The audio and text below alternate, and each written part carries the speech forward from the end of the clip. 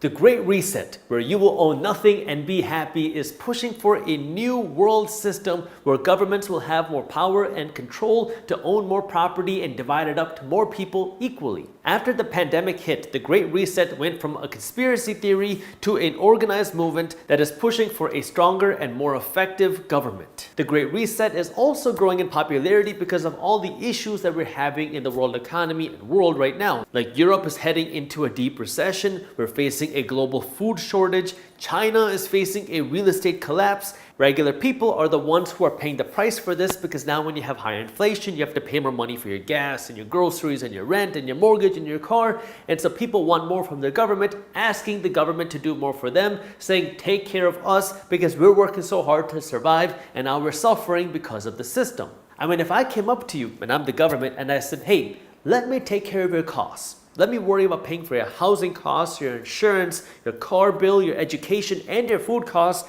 Most people are probably going to say, oh yeah, sign me up. Because now you don't have to worry about these basic costs. You don't have to worry about all these stressors that are happening in the economy. You could just live your life, maybe on the beach, and enjoy life and not have to worry about everything else going on in the world. You don't got to worry about these economic cycles. You don't got to worry about market downturns, and you don't got to worry about potential layoffs at your company. Now, there's two different lenses that you can look at this because everybody wants success. People want to be successful in their own lives, they want to be successful in the economy, and they want to see the country be successful. And there's two different ways that you can do that, or two different approaches to doing that.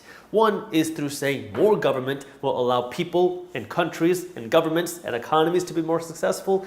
And the alternative is that less government will let people and countries and economies, everything to become more successful. Let me start by talking about this more government because this is what the Great Reset is pushing for, and this is what many people want, especially when you go through an economic downturn, especially when you go through an economic slowdown, because now when you start to go through economic pain, you say, why do I have to go through this? Why can't the government take care of me? The government doesn't have money. And they don't make money. The way that the government generates money is the tax people and the tax businesses and the tax investors. When you earn money, the government gets paid. They get paid when you go out and you go work your job. They get paid when you sell an investment for a profit. And they get paid when your business makes a profit. When you make money, the government taxes your income, or when you spend money, the government taxes your spending. That's how they get paid, and that's how they spend money. So when we talk about why can't the government just pay for my housing or my education or my food or my insurance or really anything, there is a cost and somebody has to pay the price for it. And the government can either pay for your stuff through taxation or they can pay for your stuff through inflation, which is just an indirect form of taxation without legislation.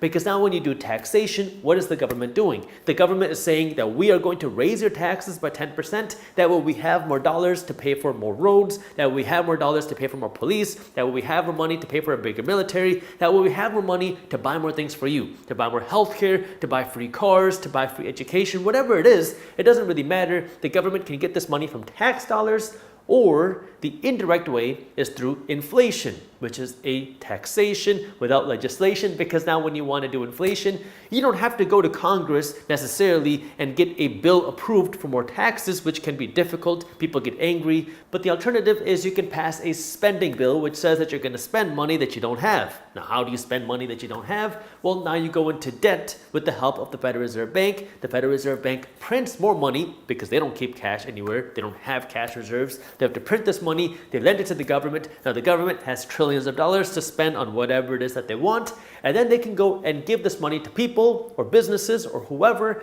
And then this is their way to stimulate the economy.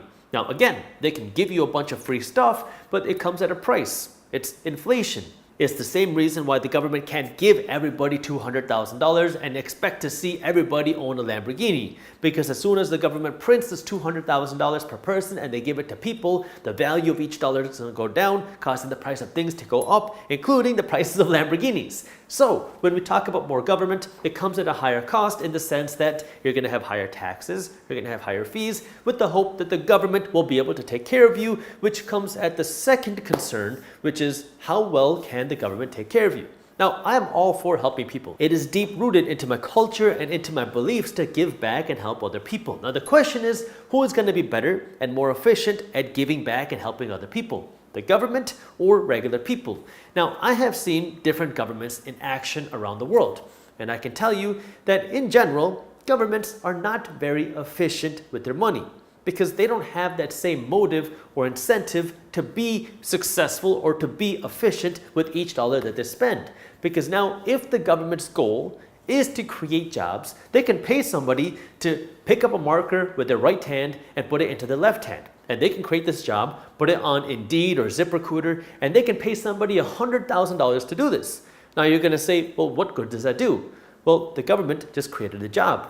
Remember, the government is not in the business of creating a profit. They're not in the business of trying to sell something for a profit. They're in the business of trying to help people. Now, if their goal, the number one goal, is to create jobs, well, they just created a job. They accomplished their goal. And so this is where you have to understand that sometimes the government isn't always the most efficient with their money. I'm going to put this back down now. But this is where sometimes the government isn't the most efficient with their money because they don't have the same incentive as somebody else does. This is why I don't feel that the government is the most efficient with their money, and I feel that many times private people will be more efficient and better at giving back than the government, because what happens? When the government says that they want to help people, they might raise $100,000 to help people, or $1 million.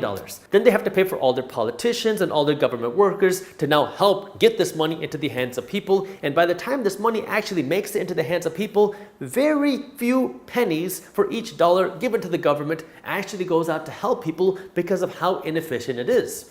Now, I believe that there are many other ways that you can be much more efficient to get money into the hands of people, but this is where just understanding the different roles that the government has. For example, here at the Minority Mindset, giving back is a part of me. It is very important to me.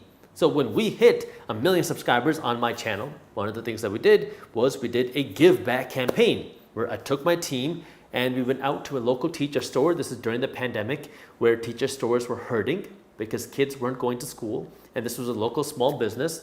And we decided to go through the store and pretty much buy everything, kind of like Mr. Beast style. Thank you, Mr. Beast, for inspiring it. So we bought a whole bunch of stuff from the store. Then we took these school supplies and then we gave it away to a Detroit school in our area. So we gave it away to the school, and then I asked the principal how many teachers he had in the school, and I wrote him a check for $500 for each teacher in their school. That way they have more cash to give back. So there's many different ways that you can give, and this is where you have to understand that yes, the government might have the goal of helping people, but sometimes people might be able to give more money and give better money and give more efficient money and resources and time to people than the government might. This is where you might get angry and say, but Jaspreet, there are some people that are very greedy, that are so money-oriented, that are so profit-oriented, that they hurt other people at the expense of their profits. And you're right.